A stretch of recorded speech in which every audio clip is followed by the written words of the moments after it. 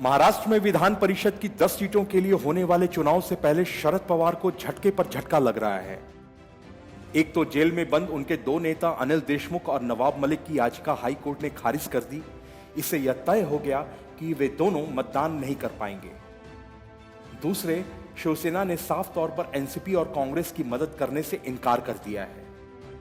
हालांकि खबर यह है कि एनसीपी के नेता शिवसेना का समर्थन करने वाले विधायकों से फोन पर बातें कर रहे हैं और एनसीपी के पक्ष में मतदान करने के लिए तैयार कर रहे हैं।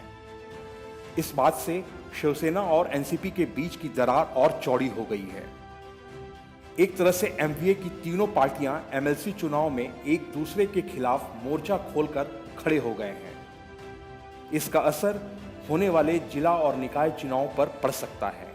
माना जा रहा है कि इन तीनों की लड़ाई में भाजपा को बड़ा फायदा मिल सकता है। वर्तमान समय में तीनों पार्टियों का एक दूसरे के प्रति व्यवहार राज्यसभा चुनाव से पूर्व ठीक उलट नजर आ रहा है। राज्यसभा चुनाव में शिवसेना के दूसरे उम्मीदवार संजय पवार की हार एमवीए में मनमुटाव का कारण बन गई है, क्योंकि शिवसेना के शीर्ष नेताओं को पता है कि राज्यसभा के चुनाव में भाजपा को वोट देने वाले कुछ निर्दलीय विधायकों के कुछ एनसीपी नेताओं के साथ घनिष्ठ संबंध है। एमवीए में शामिल तीनों पार्टियों में से प्रत्येक ने एमएलसी की सीटों के लिए दो उम्मीदवारों को मैदान में उतारा है। शिवसेना प्रमुख उद्धव ठाकरे ने उद्योग मंत्री सुभाष देसाई और परिवहन मंत्री अनिल परब को यह सुनिश्चित करने के लिए जिम्मेदारी सौंपी है कि पार्टी के दोनों उम्मीदवार चुने जाएं और क्रॉस वोटिंग न हो। एनसीपी प्रमुख शरद पवार ने भी इस पर जोर देने के लिए पार्टी के वरिष्ठ सदस्यों के साथ बंद कमरे में बैठक की है।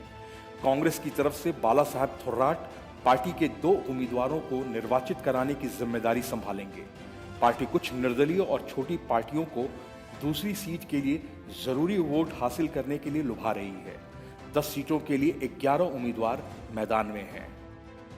Bureau report, news of India.